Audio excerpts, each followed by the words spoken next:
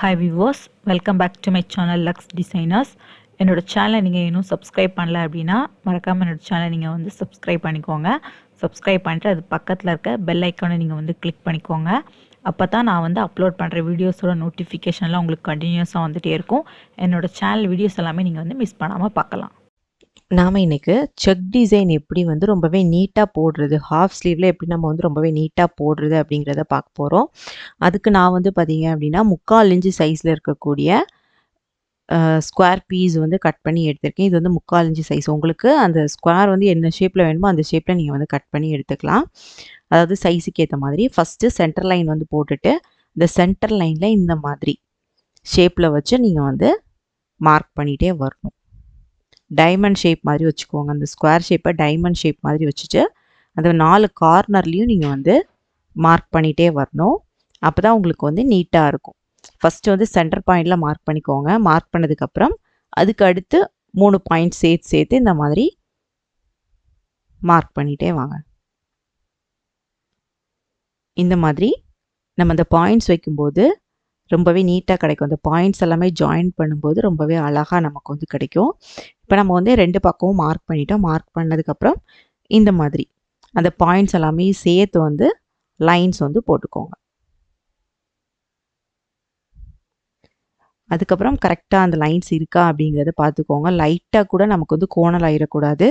ஒரு லைன் கோணலாக வந்துச்சு அப்படின்னாலுமே ஃபுல்லாகவே நமக்கு வந்து கோணல் ஆயிரும்.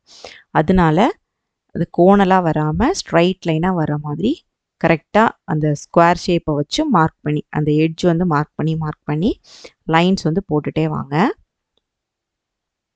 ஃபஸ்ட்டு வந்து பார்த்திங்கன்னா ஒரு டைரெக்ஷன் பார்த்து நம்ம வந்து போடுறோம். போட்டு ஃபுல்லாக முடித்ததுக்கப்புறம் இன்னொரு டைரெக்ஷன் பார்த்து போடலாம். சில பேர் வந்து இந்த கிராஸாகவே சில பேர் வந்து நீங்கள் போடுவீங்க. கிராஸ் லைனாக வேணும் அப்படின்ட்டு சில பேர் போடுவீங்க.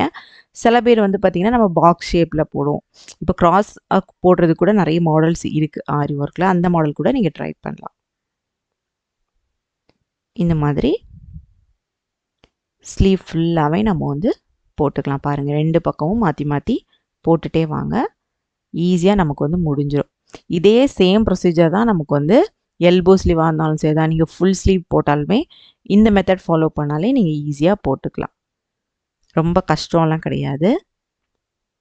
ஆனால் அந்த பாக்ஸ் மட்டும் என்ன ஷேப்பில் வேணும் அப்படிங்கிறத முடிவு பண்ணிக்கோங்க. முடிவு பண்ணிவிட்டு நீங்கள் வந்து மார்க் பண்ணிக்கோங்க. இப்போ நம்ம வந்து ஒரு சைடு ஃபுல்லாகவே போட்டு முடிச்சிட்டோம். இன்னொரு சைடு வந்து போடும்போது வந்து பார்த்தீங்க அப்படின்னா அந்த சென்டர் வழியாக அந்த சென்டர் பாயிண்ட் நம்ம மார்க் பண்ணியிருப்போம்ல, அந்த பாயிண்ட் வழியாக தான் நமக்கு வந்து என்ன போகணும், இந்த லைன்ஸ் வந்து போகணும். நான் மார்க் பண்ணும்போது, அதாவது நான் போடும்போதே உங்களுக்கு தெரியும் பாருங்கள். இந்த சென்டர் லைன் வந்து ரொம்பவே முக்கியம். அதுக்கு அடுத்து நமக்கு அந்த பாயிண்ட்ஸ் தெரியல அப்படின்னா இந்த மாதிரி அந்த ஸ்கொயர் ஷேப்பில் நம்ம வந்து வச்சுருக்கோம்ல அந்த மார்க்கிங் பேப்பர், அதை வச்சு நம்ம மார்க் பண்ணி இந்த மாதிரி லைன்ஸ் போட்டுக்கலாம். போடும்போது அந்த சென்டர் லைன் பாருங்கள். இந்த சென்டர் லைன் வழியாக எனக்கு வந்து அந்த பாயிண்ட்ஸ் எல்லாமே போயிட்டுருக்கும். இந்த மாதிரி சென்டர் லைன் வந்து கரெக்டாக அந்த ஜாயினிங் வந்துச்சு அப்படின்னா நம்ம போட்டிருக்க லைன் வந்து கரெக்டாக போட்டிருக்கோம் அப்படிங்கிறது அர்த்தம்.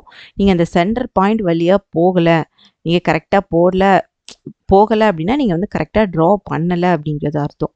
அந்த சென்டர் பாயிண்ட் மட்டும் கரெக்டாக வச்சுக்கோங்க. நமக்கு வந்து அந்த பாக்ஸ் வந்து சூப்பராக கிடைக்கும். இந்த மாதிரி ஃபுல்லாக மார்க் பண்ணிக்கலாம்.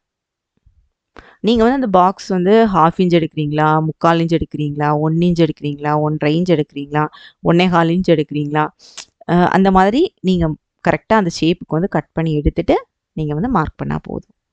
பாருங்கள், இப்போ நமக்கு வந்து அந்த சென்டர் வழியாக கரெக்டாக போயிருக்கும். அதனால நமக்கு வந்து அந்த ஸ்லீவ் வந்து ரொம்பவே நீட்டாக அழகாக கிடச்சிருக்கும். இந்த மாதிரி தான் நம்ம வந்து மார்க் பண்ணணும். இந்த மாடலுக்கு இந்த மாதிரி தான் மார்க் பண்ணணும். மற்றபடி நம்ம வந்து மார்க் பண்ணும்போது ஃபஸ்ட்டு கீழ் பக்கம் மடித்து வச்சு நம்ம பண்ணுவோம். இதில் வந்து பார்த்திங்கன்னா நம்ம அதில் வந்து புட்டாஸ் கொடுக்கறதுக்காக அந்த திலகம் ஷேப்பில் ஒட்டியிருக்கோம். அப்போ நம்ம வந்து அந்த மாடலில் கொடுத்தா கரெக்டாக வராது. அதனால நான் வந்து இந்த மாடலை அப்படியே ட்ரா பண்ணி எடுத்திருக்கேன். இந்த மாடல்லையும் ஸ்கொயர் ஷேப் மார்க் பண்ணுறது உங்களுக்கு ரொம்பவே ஈஸியாக புரிஞ்சிருக்குன்னு நினைக்கிறேன். இப்போ தான் ஃபஸ்ட் டைம் என்னோட சேனல் வீடியோ பார்க்குறீங்கன்னா மறக்காமல் என்னோட சேனல் சப்ஸ்கிரைப் பண்ணிக்கோங்க. இந்த வீடியோ உங்களுக்கு பிடிச்சிருந்துச்சுன்னா இந்த வீடியோ லைக் பண்ணுங்கள், கமெண்ட் பண்ணுங்கள், ஷேர் பண்ணுங்கள். இன்ஸ்டாகிராம் அண்ட் ஃபேஸ்புக் பேஜ்லையும் ஃபாலோ பண்ணுங்கள். தேங்க்ஸ் ஃபார் வாட்சிங் மை வீடியோ.